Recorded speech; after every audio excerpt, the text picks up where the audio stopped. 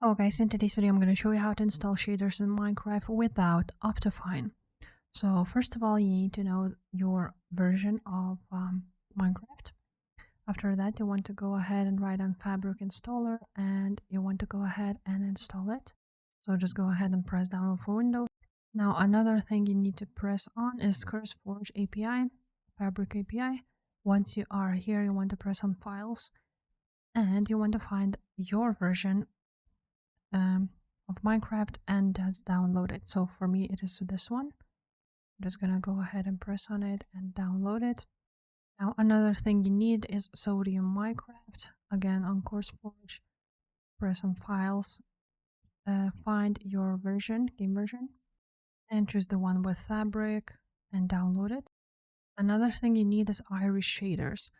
So you want to make sure to download them. Again, press on Files, choose the game version you have, and then the Fabric. Press download. And also you need BSL shaders. And you can just press download. I'm just gonna go ahead and choose the latest version. Now I have him here on my desktop. You want to go ahead and first double click on Fabric Installer and install it. It will look like this. You want to make sure to choose the right path and press install. After that, you also want to press yes. Now you will see that it was successfully installed. You can close that off.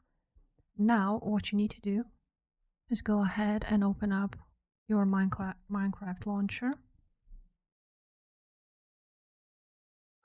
And now we need to press on installations right there. Choose Fabric Loader and choose Open Installations folder. Now we want to find mods folder, open it, and add those 3 jar files right there. Now after this, you want to press play. Now once you have launched the game, you want to press on options, video settings, and at the top you will see shader packs. Choose that. Now you want to open shader pack folder, and right there you want to put that, just let me minimize that, add the BSL shaders, for example. Now as you can see, they are here. You just need to go ahead and apply them.